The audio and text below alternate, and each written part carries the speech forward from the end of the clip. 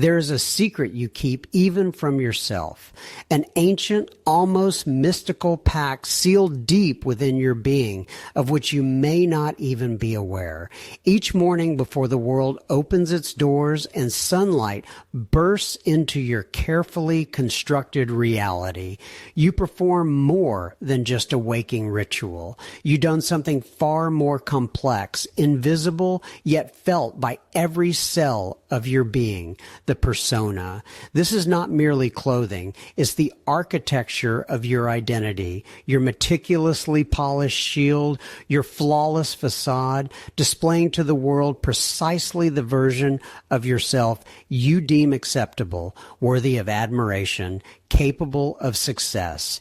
You are a skilled actor on life's grand stage, and your persona is your most convincing costume, crafted to elicit approval, win trust, and conquer peaks. It shines. It is impeccable. It is the embodiment of your social ambitions, your deepest desires to be accepted, loved, and significant. It is your masterpiece, your gilded cage voluntarily built for self-preservation.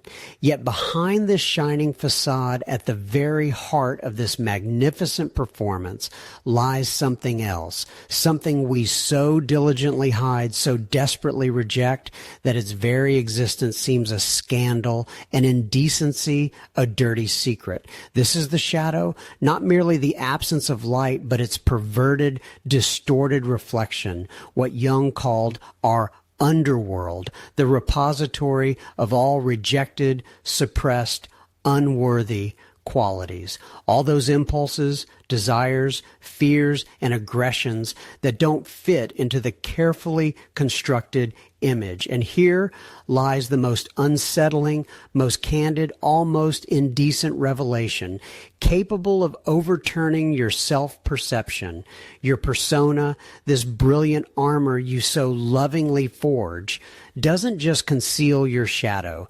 It creates it. It feeds it. It is its reverse side, its inevitable consequence. Imagine not a luxurious castle rising above a valley, but a grand, dazzling white temple, its domes touching the clouds, its columns gleaming with pure gold. You are its architect, its priest, its sole worshiper. You've poured all your strength, all your energy into it. Every brick is your striving for perfection, for recognition, for an ideal. But what if the foundation of this temple is built not on solid ground, but on a living, pulsating mass of everything you've repressed? What if each new shining floor you build upward, each new virtue you display to the world, only plunges something dark deeper into the abyss beneath it, compressing, concentrating, making it denser, fiercer, more monstrous?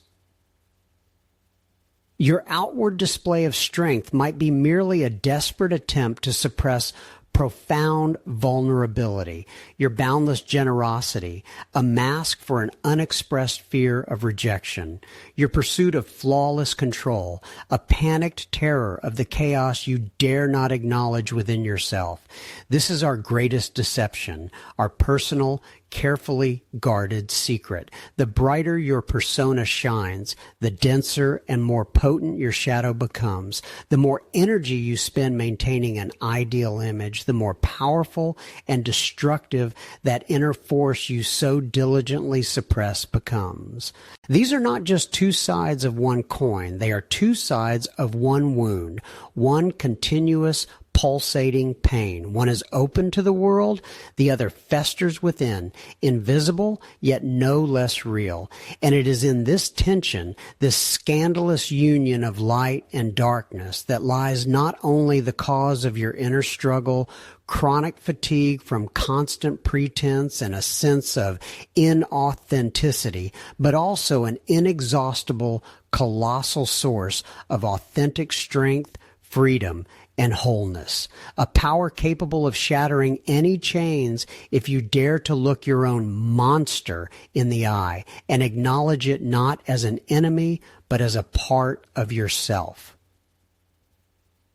But why does this mechanism work so flawlessly, transforming the pursuit of perfection into a source of inner torment? Why do we so diligently build gilded cages for our true selves while simultaneously feeding the specters locked in the soul's dungeons? To understand this, we need to return to the scene of the very first transgression.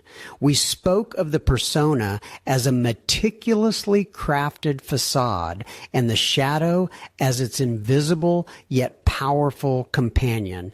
But how exactly did these two sides of the same coin become so inextricably linked in your own soul, weaving into a complex pattern of being?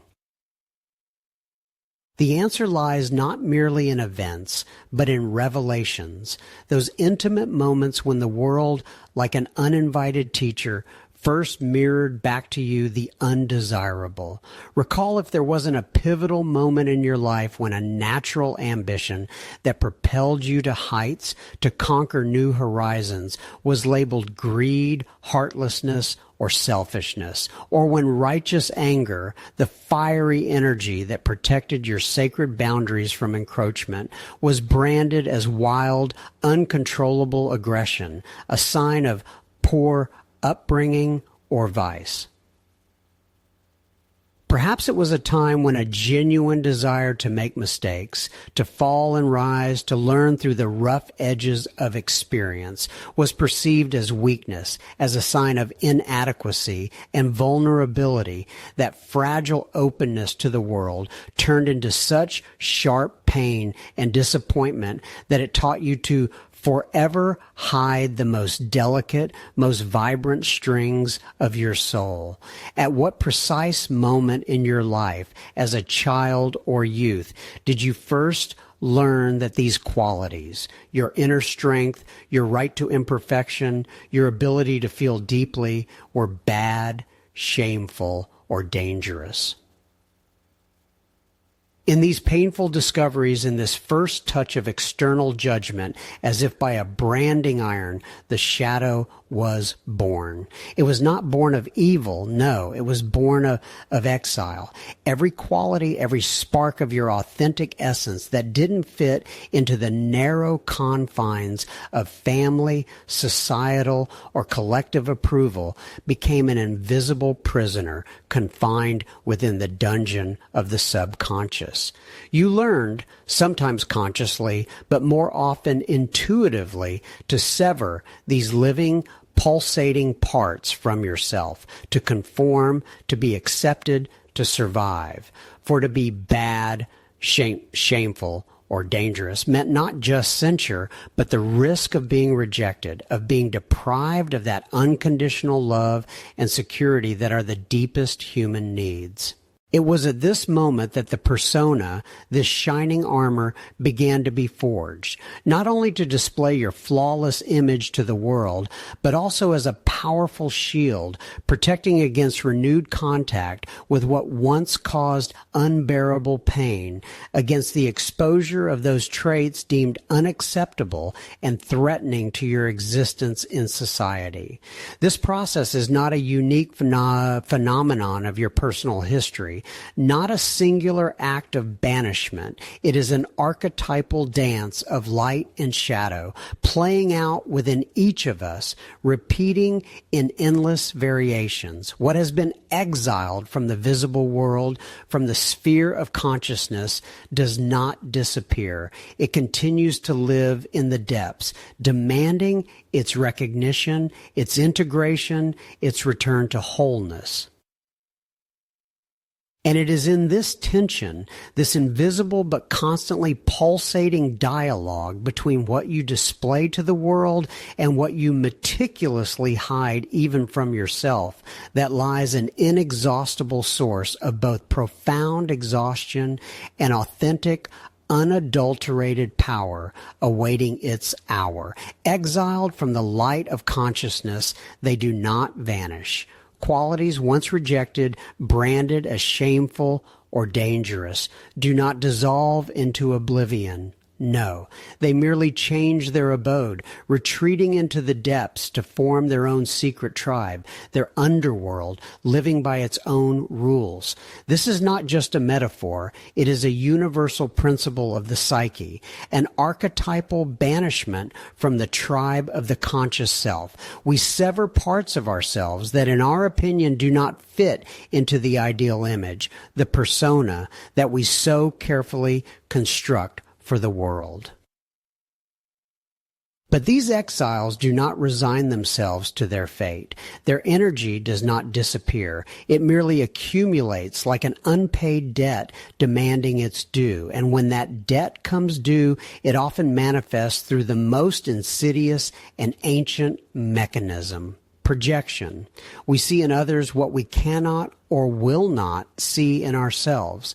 Recall the ancient Greek ritual of the pharmakos, when a community, to cleanse itself of its sins and misfortunes, would choose one person, load him with all their vices, and exile or sacrifice him. This is not just a historical practice. It is an archetypal dance of our psyche.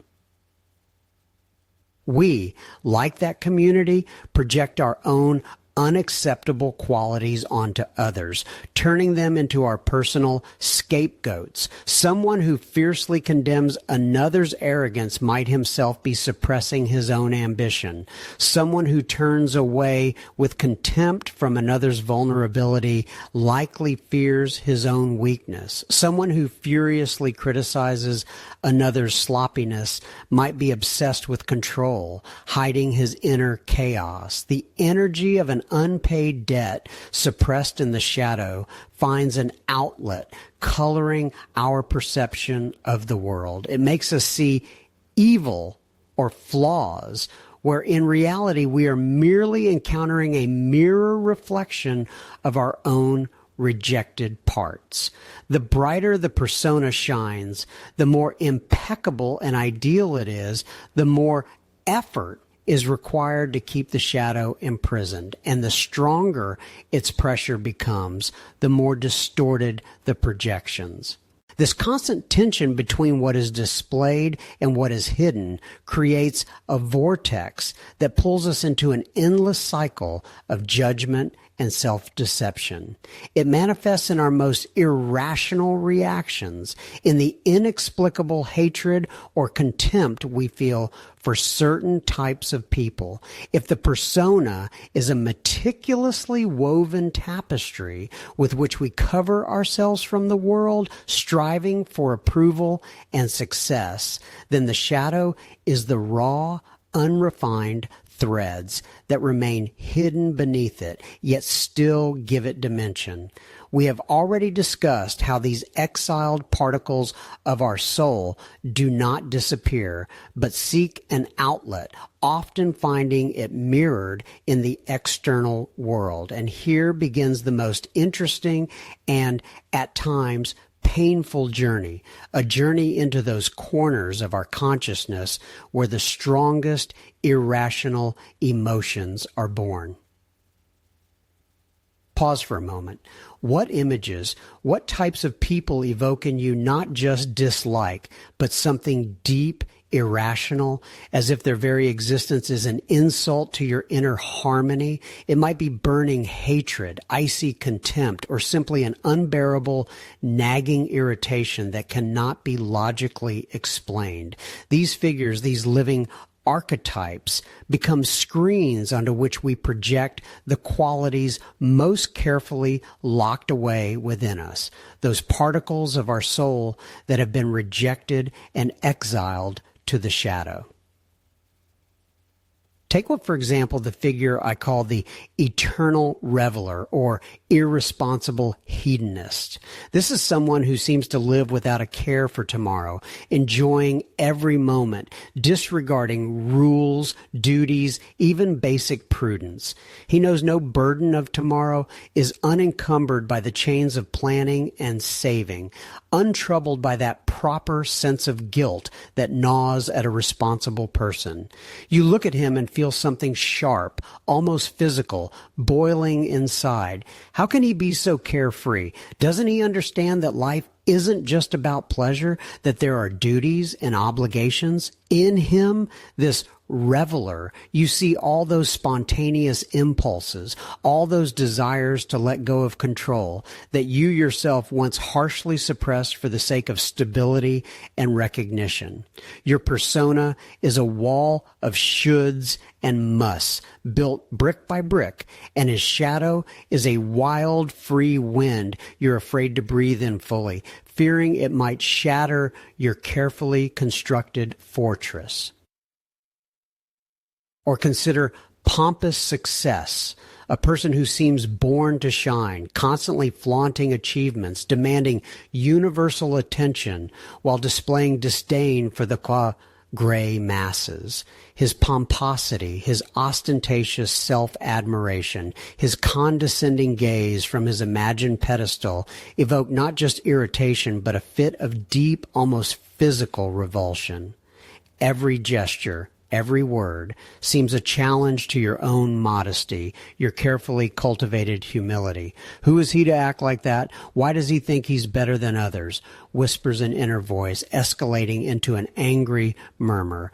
This is not just dislike. It's a rejection of what you might have once dreamed of allowing yourself, to be noticed, to be recognized, to be at the center. But the fear of judgment, the fear of appearing immodest or arrogant, forced your persona to wear a mask of humility and collectivism.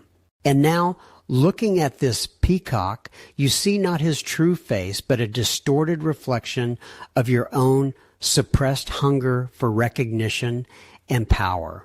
I remember one evening a monotonous autumn rain fell outside, and Leo, an acquaintance of mine, mug of ginger tea in hand, was recounting his latest feat, how he managed to spend a month in Bali, working on a barter basis at a surf school without a penny to his name. He laughed genuinely, effortlessly, and every note of his laughter resonated within me with a dull, aching dissonance. My own day was scheduled down to the minute.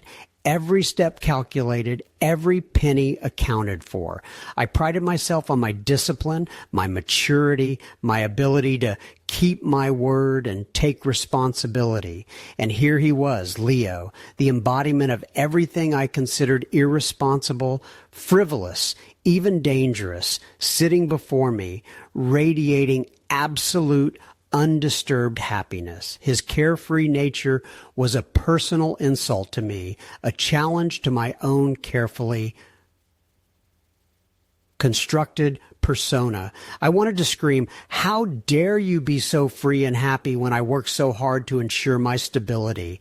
I despised his nonchalance, but in reality, I despised that part of myself that so desperately longed to shed the burden of correctness, to break the chains of should, and simply live, breathe fully without a thought for tomorrow. These demons we see externally are merely distorted mirrors.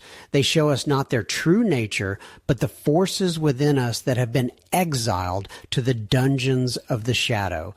The anger they evoke is not their fault, but the pain of our own unexpressed needs. These vices, these flaws that repel us so strongly are in fact distorted manifestations of vital qualities that we have forbidden ourselves. True freedom begins not with condemning these external figures, but with a deep dive into our own reflection to understand what valuable strength we have imprisoned in the dungeon of our own subconscious. We left you on the verge of a remarkable discovery. The shadows you saw in others were merely reflections of your own qualities, exiled to the subconscious. But what if these demons, these monsters that so frighten you with their manifestation in the external world, actually carry within them the seeds of great power? What if what you branded as a vice is a distorted, disfigured manifestation of your true, suppressed valor. Consider the eternal reveler, someone who seems to live only for immediate pleasure, who avoids responsibility, who laughs where, in your opinion, one should be serious. You condemn his extravagance, his carefree nature, his seeming superficiality. But beneath this mask you've placed on him, something else is hidden. The eternal reveler in his distorted form is nothing less than your suppressed joy of life, spontaneity, the capacity for true enjoyment of the moment. You may have forbidden yourself this right, the right to be lighthearted, the right to dance in the rain without concern for others' opinions, the right to genuine, uncontrolled laughter.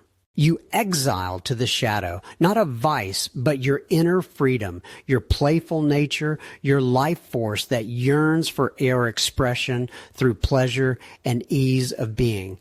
The question that pulsates in the depths of your soul is, what valuable right or ability have you denied yourself by exiling to the shadow your inner need for joy and pleasure, your right to carefree living, or take pompous success, someone who ostentatiously boasts about his achievements, who seems arrogant and egocentric to you.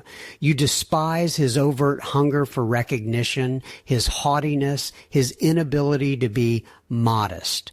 But beneath this layer of projection lies your own locked away ambition, your willpower, your capacity for leadership, and your ability to assert your worth. Perhaps at some point in your life you were taught that being noticeable is bad, that being proud of yourself is a sin, that the pursuit of greatness is a path to loneliness. You exile to the shadow, not a vice, but your powerful willpower, your capacity for breakthrough, your self-confidence, and your right to recognition. The question awaiting an answer is, what valuable ability or right have you denied yourself by exiling to the shadow your healthy ambition and your right to be recognized, your right to greatness? These demons are not enemies. They are distorted messengers pointing to treasures buried beneath layers of fear and judgment. They cry out about those parts of you that yearn to be integrated, that strive for the light, but were forced to distort themselves to manifest in any way. Every judgment, every projection is a map to your own hidden strength. This isn't just about accepting bad qualities, but about seeing their original pure form, the form of power, passion, creativity, joy that you unconsciously suppressed. It's time not just to acknowledge their existence, but to understand how this self-denial, this banishment of your true strengths continues to shape your reality. We have delved into the labyrinths of the persona, exploring its shining facades and shadowy corners, grasping the essence of that unseen shadow hidden behind every carefully constructed image. But merely knowing it exists is only the first tentative step. The true transformative work begins when we dare to confront the consequences of its non-acceptance, the invisible chains and wounds it leaves on the canvas of our lives. For the shadow, rejected and driven underground into consciousness, does not disappear. It merely changes form, becoming an invisible conductor of our failures and suffering. Consider someone who wears a mask of serenity, whose persona is an oasis of peace and eternal harmony. Behind this flawless facade beats a furious pulse of suppressed anger, yearning for self-assertion but finding no outlet. This inner storm manifests not in open confrontation, but in chronic fatigue, passive aggression, an inability to set personal boundaries, and endless concessions that slowly but surely deplete the soul. The fear of being bad, aggressive, selfish, the very fear of resembling the demon of exiled power deprives a person of the opportunity to gain the true will necessary to protect their inner world and realize their own desires. His persona, shining with kindness, becomes a gilded cage where his true ambitions and right to self-determination are imprisoned. Or look at the architect of success, whose persona is an impenetrable fortress of competence and flawlessness, built on a foundation of endless achievements.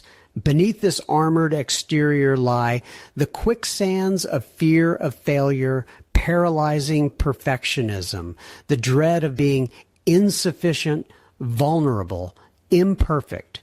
This is the echo of the same inner battle, a reverberation of an exiled part of the soul that longs for freedom from critical judgment. It stifles initiative, transforms risk into an insurmountable chasm, depriving one of the possibility of true creativity, spontaneity, and the joy of life's process itself. Such a person may reach dizzying heights, but their success often becomes a lonely pedestal built on the denial of one's own humanity, on a constant flight from the shadow of doubt and imperfection. These stories are not just echoes of others' fates, not abstract examples from textbooks. They are mirrors reflecting your own inner theater. Look closely. How often does your fear of resembling those demons once exiled from your inner kingdom, be it anger, vulnerability, ambition, or chaos, compel you to make decisions that at first glance seem safe, but in reality only strengthen the gilded bars of your persona? This fear is an invisible chain holding you back from the fullness of being, from the power contained within your unaccepted shadow. It dictates choices that lead not to freedom, but to even greater self-limitation. Perhaps at this moment your mind whispers, but if I open the gates of the shadow, won't chaos flood out? Won't I become the very monster I've hidden from the world and myself, the one I so feared becoming?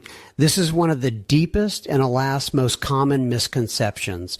Shadow integration is not capitulation to its destructive manifestations, not permission for blind indulgence in base instincts. It is an act of conscious acceptance, of reclaiming wholeness. It does not mean transforming into the embodiment of rage or lust. It means acknowledging that these energies exist within you, understanding their true nature, their primordial, undistorted power, and learning to manage them rather than be managed by them. Anger, when conscious and channeled, transforms not into destructive rage, but into a powerful force for boundary setting, the ability to say no to what does not serve you. Fear, when accepted and explored, becomes not paralysis, but a source of wisdom, caution, and intuition. The shadow, brought from the depths into the light of consciousness, ceases to be a blind master and becomes a loyal ally, an inexhaustible source of energy, creativity, and authentic freedom. And when you begin to see this hidden potential in the darkest corners of your soul, when you reclaim your right to the full spectrum of human experience, yet another, no less astonishing dimension of your shadow opens before you. For what you so passionately and unconsciously admire in others, those qualities you project onto your idols and heroes might also just be a glimmer of your own unrevealed greatness awaiting its hour in the shadow of your consciousness.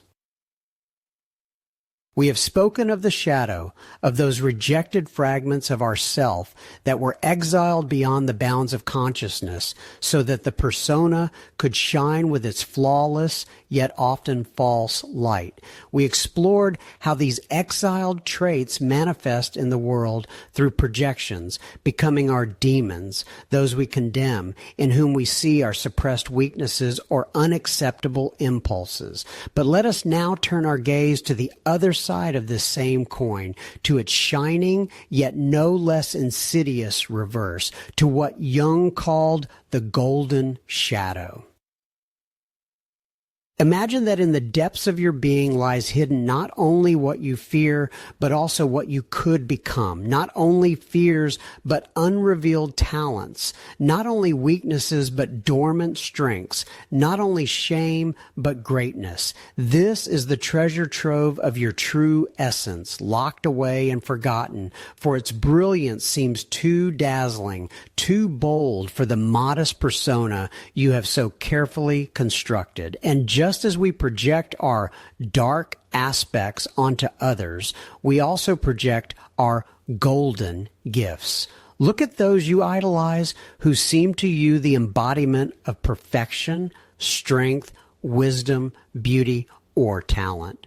In their radiance, you see something that inspires deep admiration, something that evokes almost reverent awe. This might be the charisma of an orator, the audacity of an artist, the unwavering will of a leader, the serene wisdom of a teacher, or simply someone's effortless joy for life. You see the light in them, but rarely realize that this light is merely a reflection of your own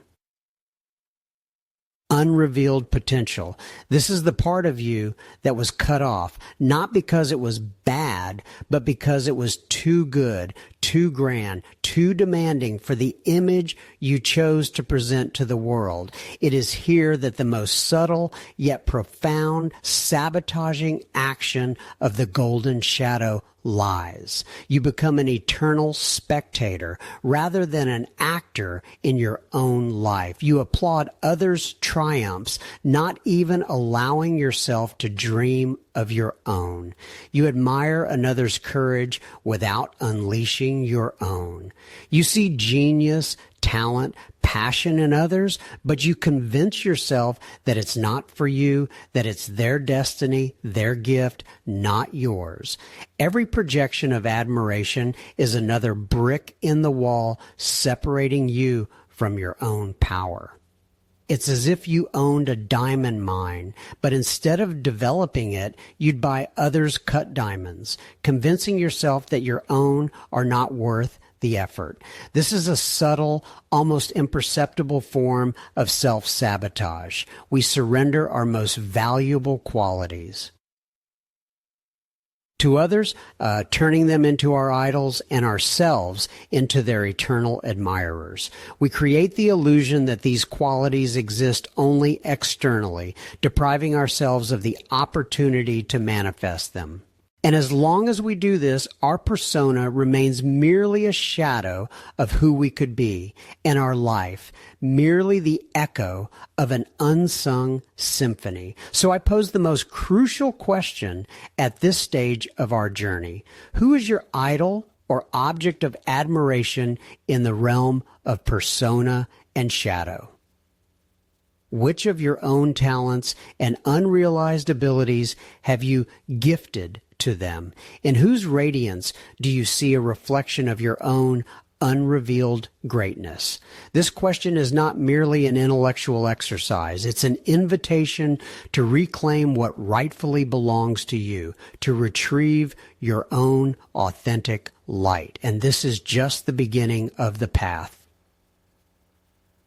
We have discussed the persona, the golden cage we construct for ourselves, and the shadow, its inevitable companion, the repository of all that has been exiled. We've explored how these banished aspects, whether dark impulses or shining talents, are projected onto the world, coloring our perception and stripping us of our own power.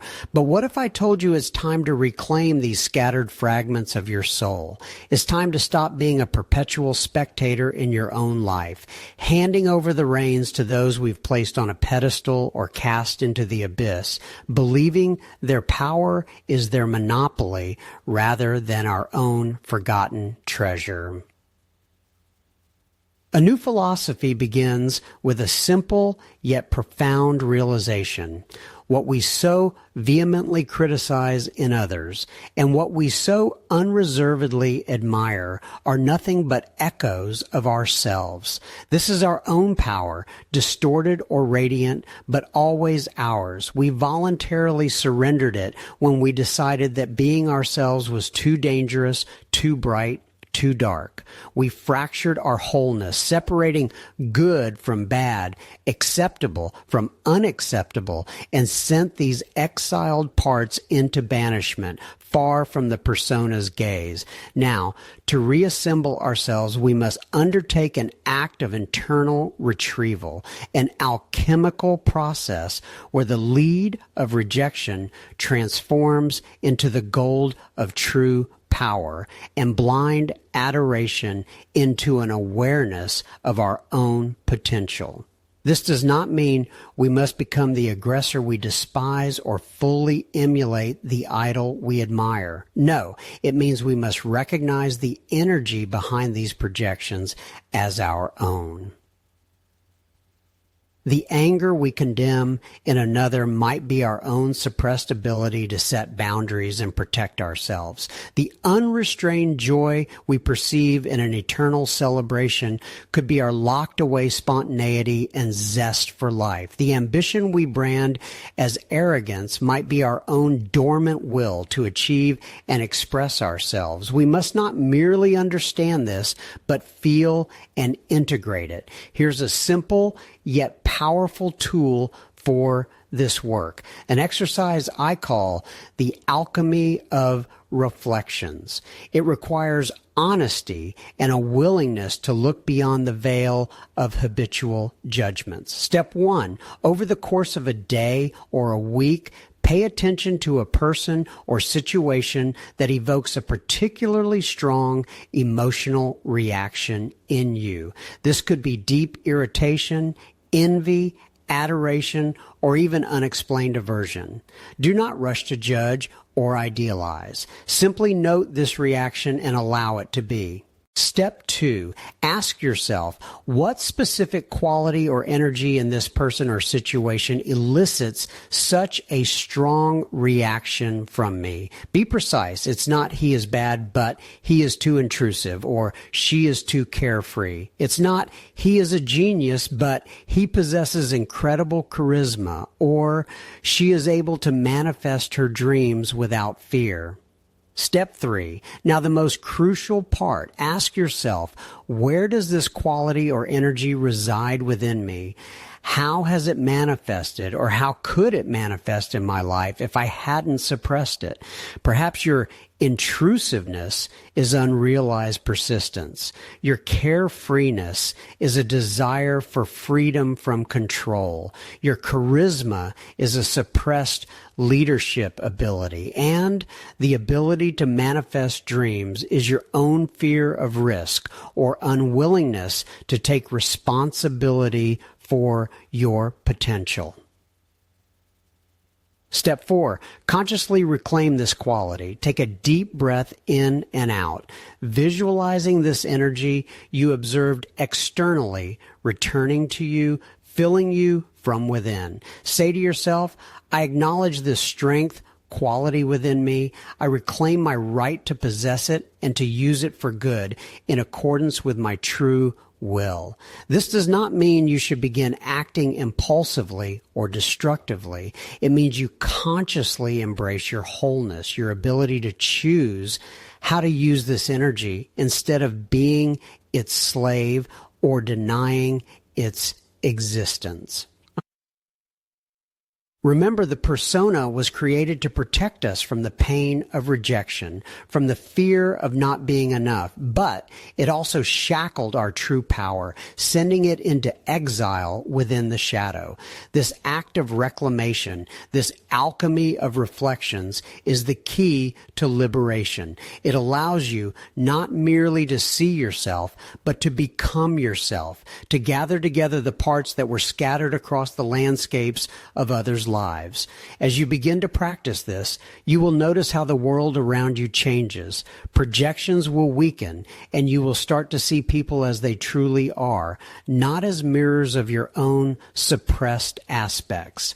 You will gain an inner freedom that allows you to act from wholeness rather than from fear or a desire for approval. This work with your internal echoes is merely a prelude to the symphony a soul can play once it has found its completeness.